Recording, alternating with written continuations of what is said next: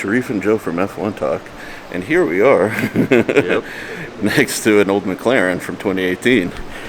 So we just wanted to remind you to like, comment, and subscribe. We would super appreciate it. Yep. And please click that button. Here. Yeah. Here. Maybe there. Up there. Yep. Maybe there. Yep.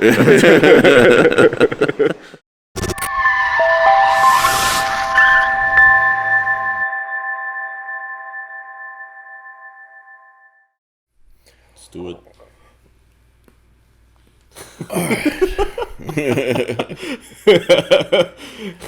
What's going on, guys, and welcome back to F1 Talk. We have some surprises to talk about and some same old to talk about, man. Hey, man. As usual. Yeah. Welcome back to your typical Formula One channel. Yeah, right? I mean, you guys saw the thumbnail, so let's get into it, Yep. right? Yep. Dude, what's going on, man? Everybody said, Hamilton's down, Hamilton's out, Hamilton, he should retire, this and that. We got Jackie Stewart, Bernie Ecclestone coming for him, and the dude keeps podiuming. What's up? Huh? What's up? How many podiums are that right now? 4 in a row now? Dude, yeah, something like 4 that. in a row. Yeah. P3, P2, yeah, 4 in a row, man. It's Yeah. and big congrats to Mercedes, double podiums. Yeah, The French Which is Grand Prix crazy, finally, Yep. and I won't big point for them. Yeah. Definitely, they're slowly getting there, which Progressing. is good to see. Yeah. But let's take a second and be honest. Let's not be just like fanboys. Their pace just isn't there yet. I mean, No, their pace is they are slow. Like we talked about, they are slow on the straight, and for Hamilton to be able to hold his position for so long, it's a surprise. It's a surprise. We were talking about he's gonna get overtake. To be honest, Yeah. But no, it's he holds his position for the majority of his race, and he went up to P2. If not, because Charles Leclerc crashed. Ferrari crashed again. Ferrari, yep. You know what am I gonna say? But it's not for today's video. No. We could say it. I mean, Yeah. at the end of the day, right? The double podium was purely due to Ferrari's lack of reliability, which, if you guys caught our previous video, we called it like we saw it. We basically said Ferrari needs to get their shit together. They are... How are they this deep into the season and don't have a consistent team, consistent results, consistent reliability? Actually, no, it wasn't due to their reliability. It was actually Leclerc got onto the throttle a little too early into the turn, or a little too aggressive. Or there's a rumor says Leclerc cannot get off the throttle. Well, in the car. Binotto came out and tried to dispel that rumor. He said that it was driver error, but we don't know for sure. He could be doing damage control, Yeah.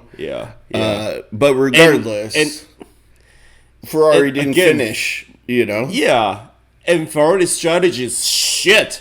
I'm just gonna say it. Ferrari's strategy is shit, dude. Trying to call signs in the middle of a fight to box, what the hell are they thinking? It's like if it seems like they don't have any experience fighting in the front row.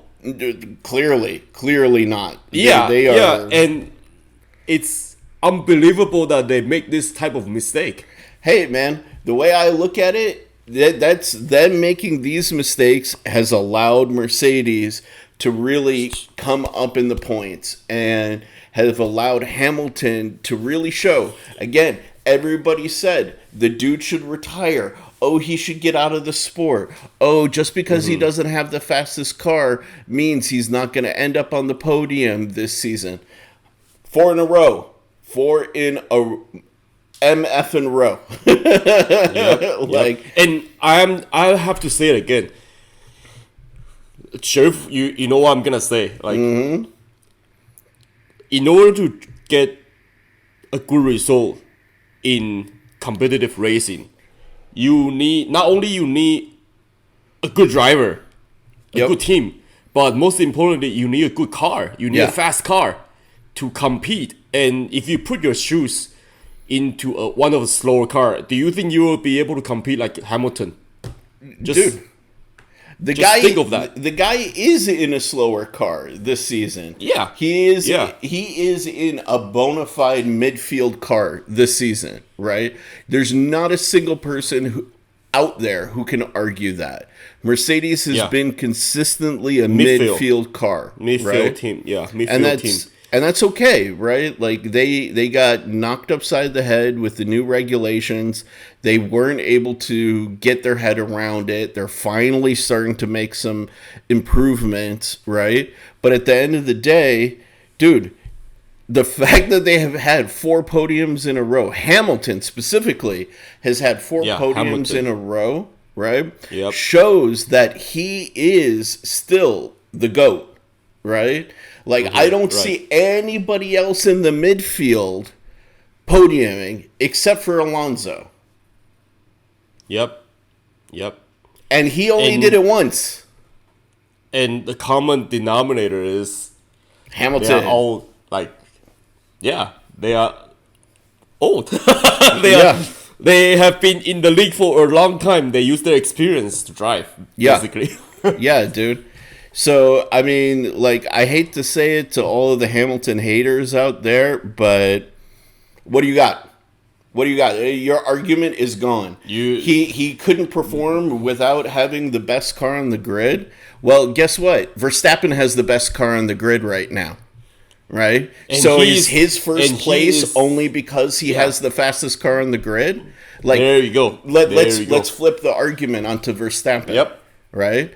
There you go. To his credit, I got no hate for Verstappen this season. He's driving really well. Phenomenal. You know? Yeah, phenomenal. Yeah. It's a great car. Red Bull has figured out the reliability issues. They're doing really, really well this season. You know, props to them, right? But, their package is complete. Yeah. Their package is complete. Exactly. That's all I have to say. Complete cars, complete teams. And that's the winning formula. Good strategy, good drivers, right? Yeah. If there's really any chink in their armor, in my opinion, it's Helmut Marko. that guy, that villain. Yeah, dude, the Sith Lord himself, man. Like, if you didn't actually see the news, right? So, okay. Let me backtrack a little bit on the Helmut Marko thing and go back to Mercedes and show how that relates back to Marko, okay? Personally, I'm still not entirely impressed with Russell's performance in general, right? Like, he hasn't shown to me, right? He may have to you, and if you're from the UK, please don't take it personally, okay?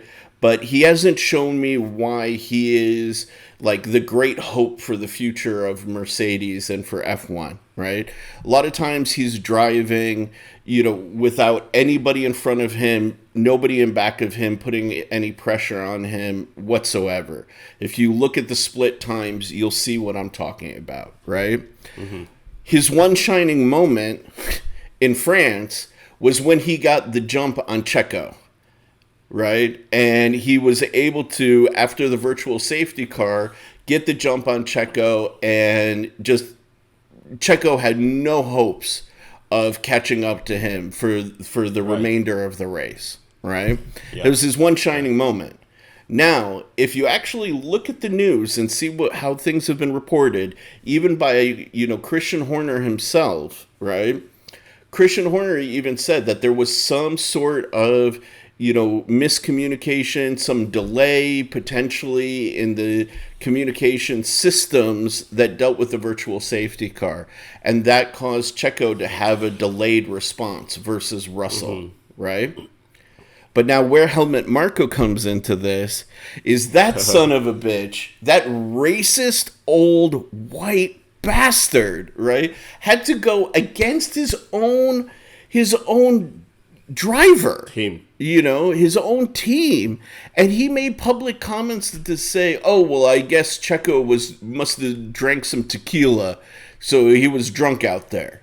Like, dude, why are you taking digs on your own team when you know there was some sort of failure of the systems involved? Like, and look at piece of crap. And he needs to look at the fact that, and the evidence that show this problem. But he didn't. He just go on and says, oh, he might have drank too much. He might have drank tequila, right? It wasn't even, he was drunk or he was stoned. No, he drank tequila. Why? Because he is Mexican. And of course he is drinking tequila because he's Mexican. Yeah. Right? Yes. Like racist. Yeah, it's to all of you people who keep on denying the racism within the sport, Helmut Marko is your shining example of like white pride, right? Who the fuck gets away with saying shit like that? How is he even given, an opportunity to say this shit? And especially when he's not only bashing other teams, but he's taking it onto his own teammate. And why? Because Checo is Mexican, and why not Max? Because Max is white. Exactly, right? This is the same guy that in, what was it, Saudi Arabia last year, where they had the rocket strike nearby the racetrack. Yeah. He was like, oh, well, Checo should be used to it because of the violence in Mexico. Right? Like, this is the same guy who keeps on saying racist, like, side-of-the-mouth comments to the media, And it's just like, I don't know, man. Like, I just don't get it. I don't get it. Like, I don't get it. I can't understand it. Why? And, I mean, I understand why, because he just want to shit on people, and he just want to. That's his character. Be racist. Yeah. That's literally his character. This type of person should not be allowed in the paddock.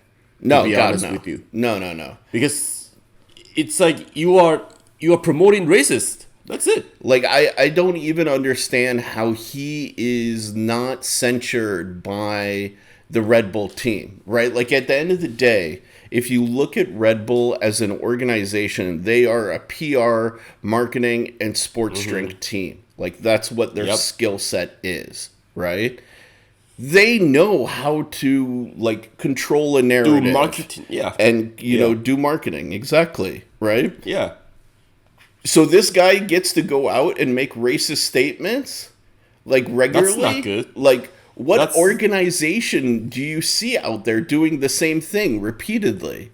Like, and that's the worst part you can get, just straight on racist on people while your team is a marketing company. Yeah, exactly. It's just, you don't do that in like Sherif was saying. You wouldn't see any in the world. You won't see any company that does that. Right.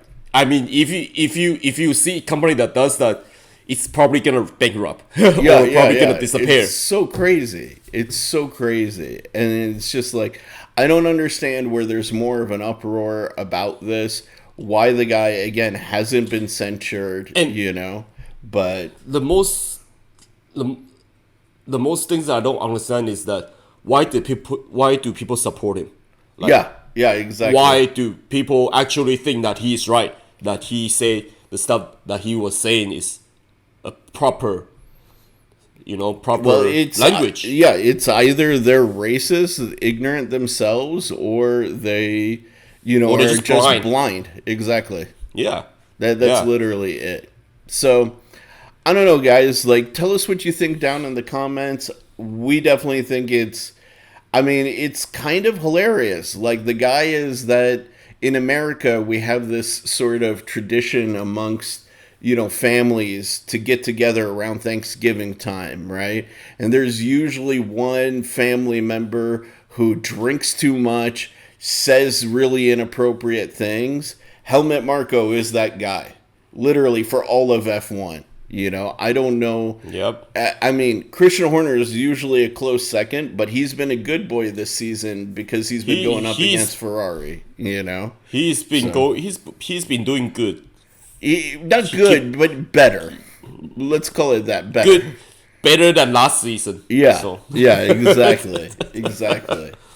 So let us know what you guys think down in the comments below. But I just want to leave this particular episode with Hamilton's still the GOAT. Still showing he's got it. Pulling out podiums with what we all know is an underperforming car.